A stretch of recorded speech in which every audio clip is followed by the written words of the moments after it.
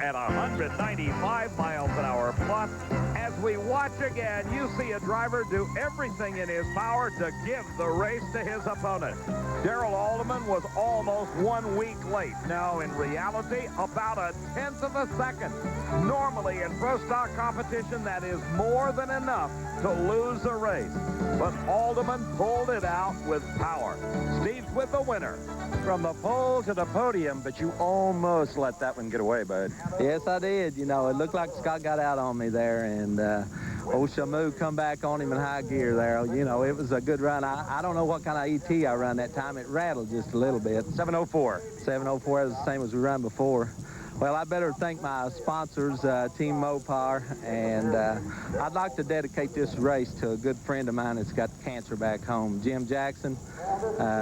This one's for you, Jim. Well said, Scott. That was a great shot off the starting line. When you're racing Darrell Alderman, you got to give it your best shot, or you ain't got a chance out here, trust me. All in all, a great day for the Dodge guys. Yeah, the whole team won after the semifinals, and heck, we can still be friends at the end of the day. There's no doubt that the Dodge Avenger is fully developed and ready for prime time. Jeffrey, oh, what a tremendous race. That is an absolutely incredible funny car final.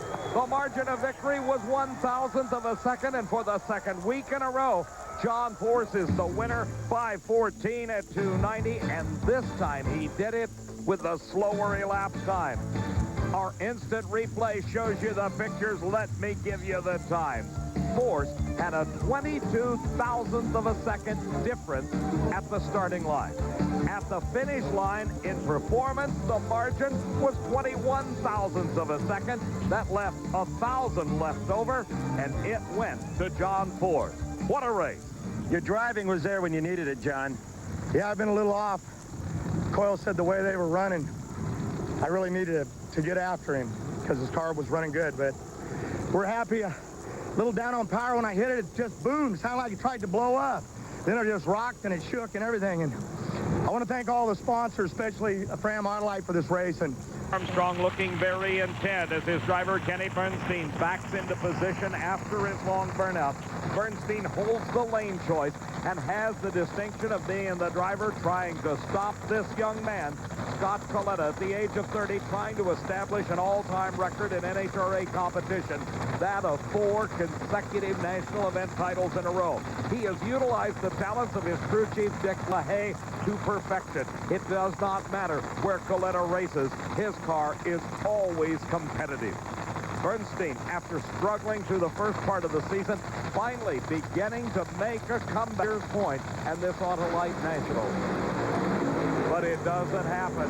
He goes up in smoke, and across the finish line is Coletta with the all-time mark, 4 in a row, and he does it with a quick elapsed time, 4.80 at LaHaye with 4 up, and that is somebody trying to lift Connie Coletta.